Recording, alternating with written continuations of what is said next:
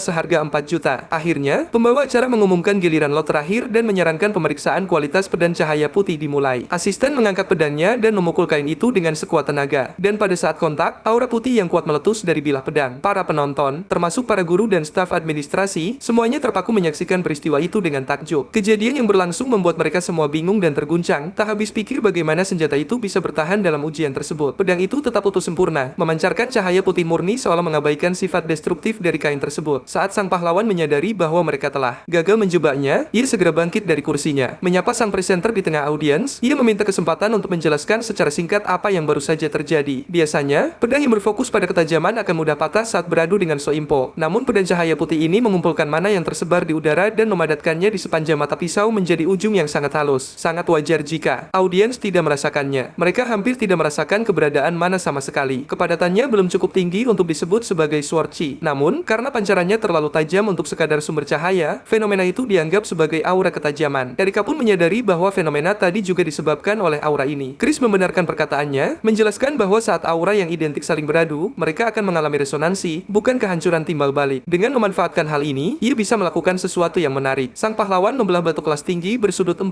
dengan pedangnya dalam sekejap. Kini ia merasakan mana yang tadinya bergejolak kacau mulai menjadi teratur. Yang tersisa hanyalah menambahkan jalur yang jelas. Saat semuanya siap, pedang itu bersinar dengan energi terang dan peringkatnya meningkat menjadi epik di depan mata para penonton. Setelah transformasi selesai, Chris menyadari dugaannya benar. Mata pisau itu memang tidak bisa diasah dengan batu asah biasa. Namun, kini ia telah memperoleh keterampilan sederhana yang memperkuat aura ketajaman, dan peringkat impiannya telah naik dari rare menjadi epik. Chris meminta sang pembawa acara untuk menyesuaikan harga awal, dan pria yang masih terkejut itu mengubah harganya dari 1 juta menjadi 5 juta. Sang pahlawan tahu bahwa peralatan yang diciptakan oleh murid terbaik fakultas kini menarik perhatian semua orang. Terlebih lagi, ini adalah item yang ditingkatkan peringkatnya dari rare menjadi epik. Para audiens mengerti bahwa ini adalah materi riset yang baru. Jadi, dalam sekejap mata, mereka menaikkan harganya hingga 100 juta. Jack Myers juga memutuskan untuk ikut serta dalam pelelangan dan menawarkan angka fantastis 200 juta. Namun Erika dengan cepat menawar lebih tinggi, memberikan angka 210 juta. Sang presenter terus memanaskan suasana, dan tak lama harga pedang itu melonjak hingga 310 juta. Chris merasa ngeri menyadari bahwa inilah kehidupan kelas atas yang hanya menghamburkan uang. Tiba-tiba, seorang wanita memasuki ruangan, menginterupsi semua penawaran sekaligus karena ia sendiri siap memberikan 600 juta. Jack menyadari dengan ngeri bahwa ia gagal memenuhi permintaan kakaknya untuk menebus senjata itu dengan harga berapapun. Ternyata, wanita itu adalah dekan Rebecca sendiri, yang muncul layaknya seekor paus di tengah pertarungan para udang. Baik Jack maupun Erika hancur karena mereka tak mampu melampaui harga tersebut. Sang presenter pun membeku dalam ketakutan mendengar nominal yang sangat besar itu. Namun akhirnya, ia mengumumkan bahwa pedang cahaya putih telah terjual kepada Rebecca seharga 600 juta. Profesor Profesor Charles sangat puas dengan hasil akhir peristiwa ini. Tak lama kemudian, sang pahlawan pergi ke kantor dekan di mana ia memeriksa rekening banknya, yang kini sudah terisi 600 juta. Ia dengan senang hati mengonfirmasi kepada Rebecca bahwa seluruh jumlah tersebut telah masuk ke kartunya. Chris kemudian bertanya bagaimana rencananya menggunakan pedang itu, dan sang gadis mengatakan ia berencana pergi ke area berbahaya untuk mengujinya. Ia menjelaskan bahwa ia merasa saya menggunakan benda seperti itu hanya untuk latihan. Chris berkata ia ingin mencobanya dan bertanya apakah ia sudah menentukan lokasi, sembari menyarankan agar ia melihat pegunungan Infal. Rebecca berkata bahwa tempat itu memang dipilih untuk magang pertama mahasiswa baru, namun Chris tetap bersikeras. Sang dekan masih merasa itu tidak tepat, tetapi kemudian Chris menawarkan untuk membuatkan senjata apapun untuknya sebagai imbalan. Tanpa membuang sedetik pun, Rebecca meraih kalender, bersiap menentukan tanggal yang nyaman bagi sang pahlawan. Mereka akhirnya sepakat bertemu minggu depan, namun Chris tahu itu sebenarnya hanya alasan. Ia memikirkan sang penakluk puncak, Jurgen Krueger, ketua dewan perusahaan wabah terkemuka dan ahli nujum paling kuat. Salah satu artefak yang hilang setelah serangan iblis pandemonium tersembunyi di Gunung Infall. Sementara itu, Jack kembali dengan berita mengecewakan kepada kakaknya. Ia menyadari bahwa saudaranya tidak pernah berhasil mendapatkan pedang itu pada akhirnya. Jack meminta maaf, namun Arya berkata itu tidak penting lagi. Mereka harus memikirkan apa yang harus dilakukan selanjutnya. Ia teringat bahwa ia dan Chris mengikuti kelas yang sama, yaitu kursus pengendalian tubuh Profesor Kwon Su. Arya meminta untuk mencari momen dan bertanya pada Chris, jika ia bisa menyelesaikan masalah ini, maka ia akan bicara dengan ayahnya tentang upacara warisan. Namun, ia menyebutkan bahwa jika terus begini, Jack akan segera tergeser dari posisinya sebagai lulusan terbaik. Arya yakin saudaranya sendiri sangat menyadari hal itu. Ia hendak melanjutkan, namun Jack memotongnya dan berkata bahwa ia mengerti segalanya. Metode apapun yang harus ia gunakan, ia berjanji akan mendapatkan pedang itu dari Chris. Arya tertawa sebagai respons dan memberitahunya agar tidak memotong pembicaraannya saat ia sedang berbicara, dan pria itu dengan cepat meminta maaf. Kemudian sang gadis, sembari tersenyum, memintanya untuk membawakan pedang itu. Ia menegaskan bahwa ia harus mendapatkannya dengan harga berapapun. Arya teringat kejadian di arena ketika Chris mengatakan ia membuatnya kesal. Terasa aneh baginya bahwa pria ini bisa mencapai titik di mana ia merasa iritasi terhadapnya.